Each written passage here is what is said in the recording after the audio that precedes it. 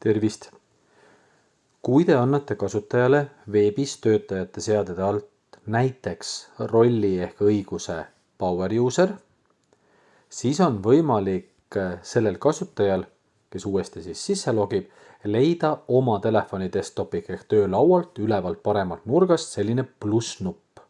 Sellele vajutades saab tööd lisada, sisestada ilma kella start ehk alusta või käima panemata. Kui midagi on nendest kaustadest valitud ja te saate seda kasutada, näiteks siin on tööobjekt, siis on see eeltäidetud nüüd järgmisel kaustal, mis avatakse, või saate ise teha siit valiku, mille te lisate.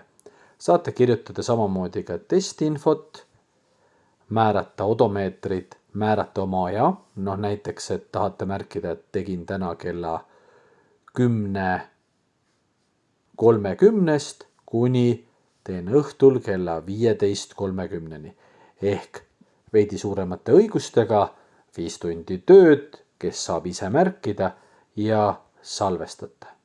Ehk niimoodi on võimalik lisada oma töid ilma tööd käima panemata.